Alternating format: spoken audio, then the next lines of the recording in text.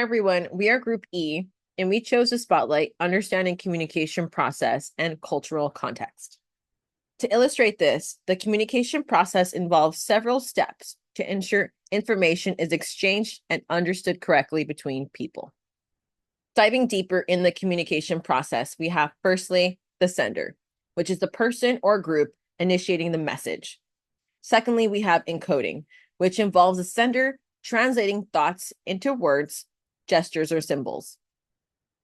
Thirdly, we have the message, which is the content being communicated verbally or non-verbally. Fourthly, we have the channel, which is the medium used. Could be a conversation, email, or phone. Fifth, we have decoding, which involves the receiver interpreting the message. Sixth, we have the receiver, which is a person or group receiving the message. 7, noise, which is any disruption affecting the message. Could be physical, emotional, or environmental. And lastly, we have feedback, which is the receiver's response, confirming and or requesting further clarification. For example, imagine you're explaining a new project to your team in a Zoom meeting.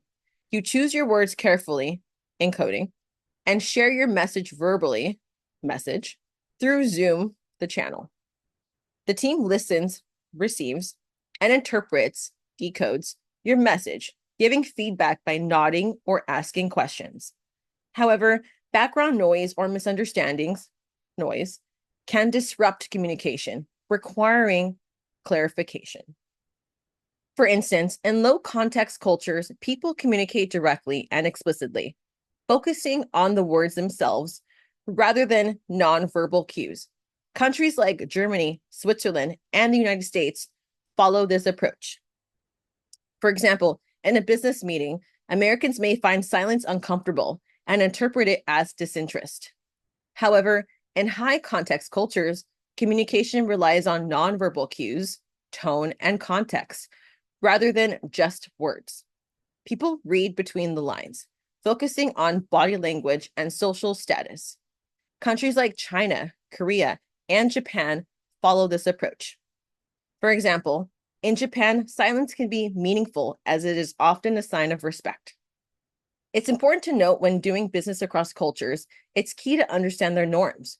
For example, in East Asia, trust and verbal agreements are key. Asking for signed contracts too early, as Americans often do, can be seen as offensive and might jeopardize the deal. Lastly, reducing misinterpretations and fostering cultural awareness in communication can be done in several ways. Understanding your own cultural identity and biases, creating an equal environment by focusing on common goals, not differences, presenting facts and letting others interpret based on their cultural identity, considering the recipient's viewpoint when communicating, approaching conflicts collaboratively, aiming to solve problems together, establishing a third culture or common ground through shared goals and respect.